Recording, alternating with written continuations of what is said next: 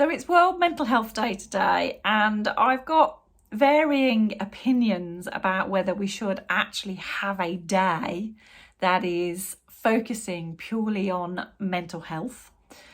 And that comes from somebody who teaches, trains, supports individuals who recognise themselves as having a mental health disorder.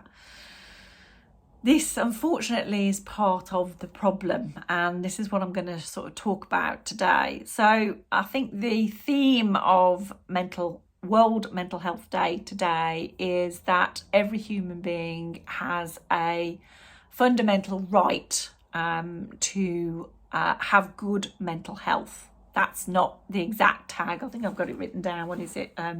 Mental health is a universal human right. And the tagline or the hashtag that's being used alongside this is make it right. Now, I agree, we do need to make it right. We do need to readdress the balance, okay, and change the fact that there's still a stigma attached to people owning their distress, owning their mental and emotional distress, and being able to talk about it. But we're missing a trick, okay? And what we're missing, in my opinion, and this is my humble and personal opinion, is we're missing the reason why we are struggling. We are missing the reason why mental and emotional stress is at crisis and breaking point in our world, in our Western culture. When we are trying to make it right, we're actually putting emphasis on the opposite side of the coin, and we're focusing on what's wrong. And that's something that I am trying my very hardest to change in my little part of the planet. I have been leading this silent revolution for a long time now, where I have been really sort of, championing and advocating for people to own their own knowledge and information and education about themselves, about not just their mental health, but about being human, understanding their human operating manual, knowing that, no one gave me one when I was born, so I've just been fumbling through. What's missing is education. What's missing is an empowerment model for us to talk about our human wealth, to talk about our brain-body system, to understand that our mind, our brain, our nervous system is all completely intertwined, and there is no separation in the neck between our mental health and our physical health. We are all one. So concentrating on what's wrong is not helping us to focus on what's strong. So something happened today. I went to buy a bucket. Now, my students will know, and all the people who've come to any of my courses or talks will know, that I share about our human bucket of biology, okay? And I've got a new bucket. I went to buy a new bucket today because I wanted a bigger bucket. I've got small buckets, medium-sized buckets, and I wanted a big bucket. So I went to the local hardware store down the road and bought myself a new proper bucket, a big fire bucket, as I would call it. So here you go. Here's my bucket, all right? I have one big bucket, and inside, slushing around, is water, okay? Making sure it holds the water. That water represents our stress. That water represents our emotional stress, our mental stress, our physical stress, all of the types of stress that we have in our lives. That bucket is a representation of us, of our body, of our biology. So we hold the stress. We are the container for that stress. And when we get squeezed, okay, when we are put under any form of pressure, then of course what happens is you squeeze something and something gets, well, in fact, in here I have a sponge. And when I squeeze that sponge, what comes out is all the stress that has come in because it's got nowhere to go. And this is how people feel. They feel like this bucket of biology has had all of this stress come in from trauma, from years of just not being able to process emotions and understand them, from not understanding what's happening in their bucket of biology. So they're carrying around these great big buckets of stress and not understanding how to use them, all right? So what they're not getting is I love to pun on these things, they're not getting a handle on their stress. They're not getting a handle on their mental and emotional capabilities because no one's educated them before, It just hasn't happened. It's missing in our system. So when I bought the bucket, there was this label on the bucket. Can you see the label? There we go. There's the label, right? And you may see that I have tried my very best to remove that label. Can't stand labels on things. And it really made me realise today, why don't I like sticky labels on things? I can't stand to see a sticky label on a book that I've bought, I want to get it off straight away. And then it leaves that sticky residue, doesn't it? It's horrible that gets things stuck to it. This sticky label on this bucket was perfect timing for today.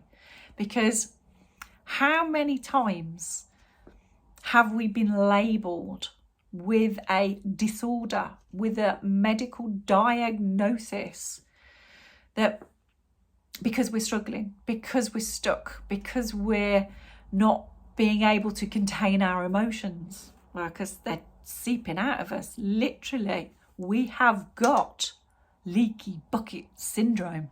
Have you heard of that? No? Okay. New one on you then, okay? I'm having a bit of a play with you here and a bit of fun with you, but I am being deadly serious, okay?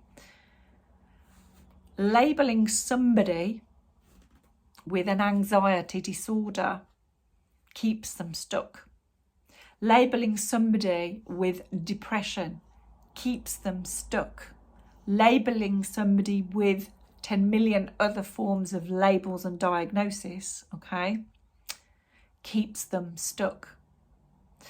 Just like that sticky label on the bucket. And I'll explain what I mean by that. When we do get a label, when we do get a diagnosis from a professional, from a medical doctor who says the reason you're feeling this way or the reason you can't, function very well at the moment is because you have this, okay?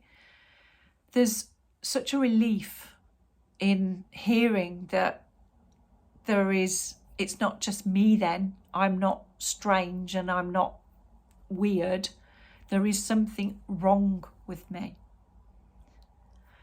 But then believing that there is something wrong with you is now part of the problem, because you start to identify with this disorder, you identify with this label.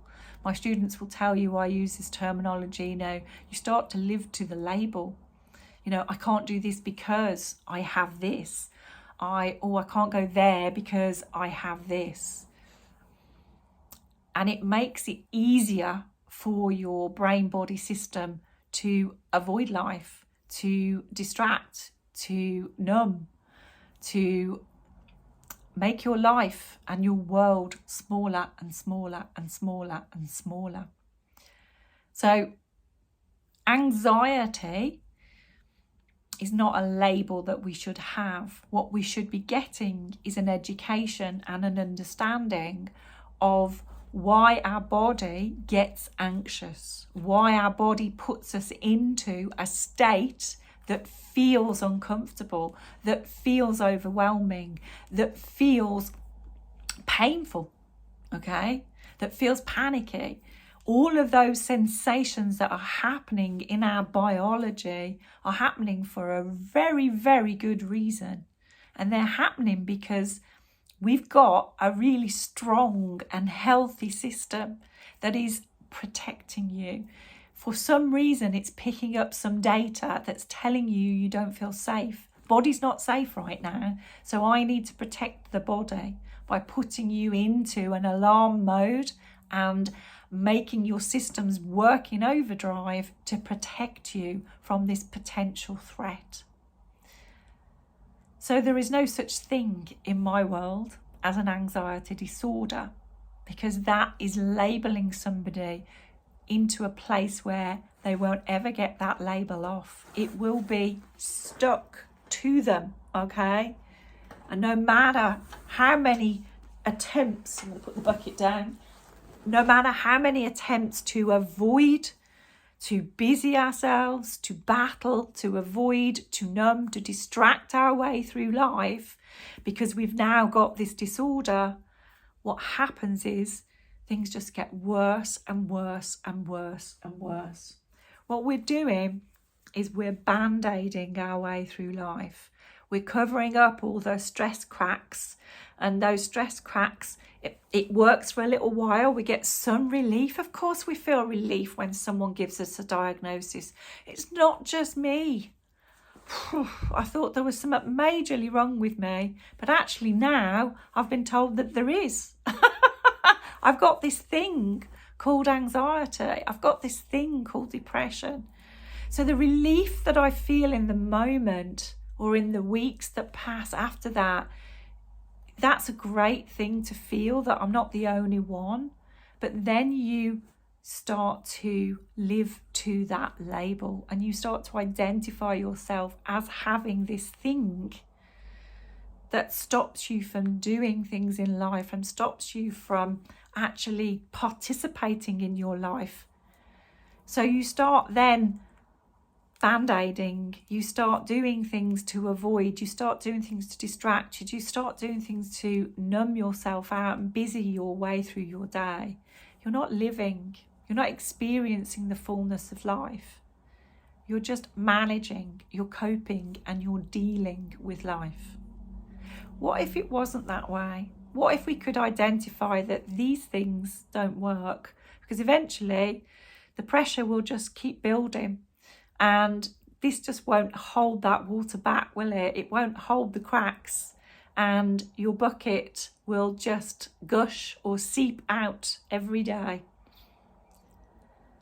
So what if we could learn about that bucket? What if we could understand our bucket of biology? What if we recognise that the bucket itself is designed to cope with stress and is designed to release the stress?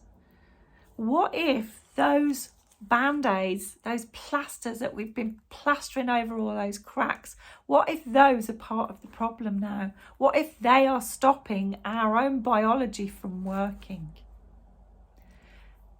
And they are. They do. Because our bucket, got one more thing to show you. Where is it? There it is.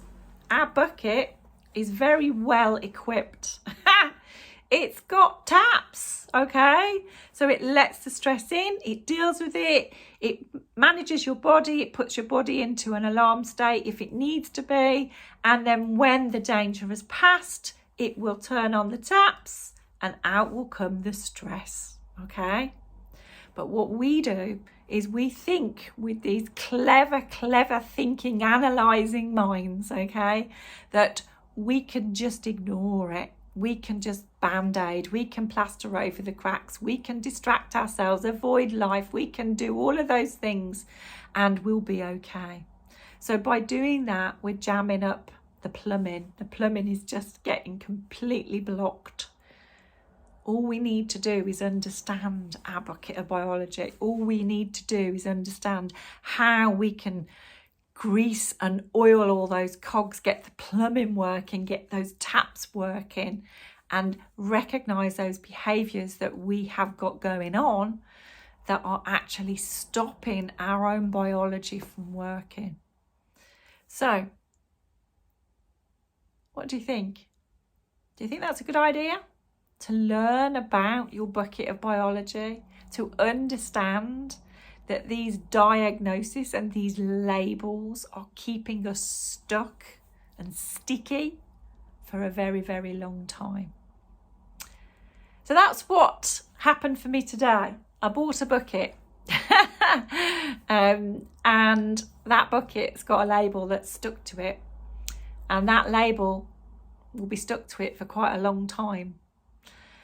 And I can actively try and remove that label. Okay, I can work at it, and I can actively support my bucket, and I can make sure that I'm supporting and strengthening my mental wealth.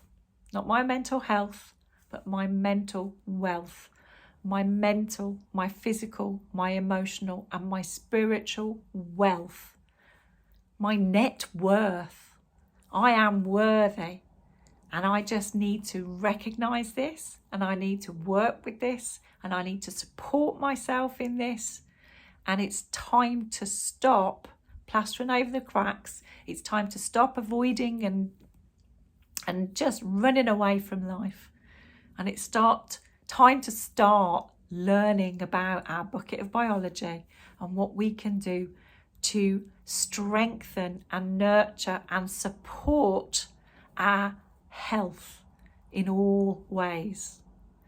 So if you're interested to find out a little bit more about what I do, I hadn't done this post as a marketing exercise or a way to go come and join me or anything like that, but I have been leading a silent mental wealth revolution for quite a long time, and I've decided that it's time to actually make this much bigger and much bolder, and for me to stand out there on my soapbox and shout out about it a little bit more. So if you want to know more about how you can get involved and how you can be an advocate for it, then please just get in touch. If someone has shared this video, I know it's long, okay, but if someone shared it and you don't know me, my name is Jules Mitchell, and there will be more about the mental wealth revolution shortly. There's nothing for you to look for at the moment, but I hope this has helped. If you've got a sticky label that's attached to you, then maybe it's time to start just getting some of that water and just easing it away gently and starting to look at your own neurobiology, your own bucket, and see how you can get a handle on your own stress. Okay.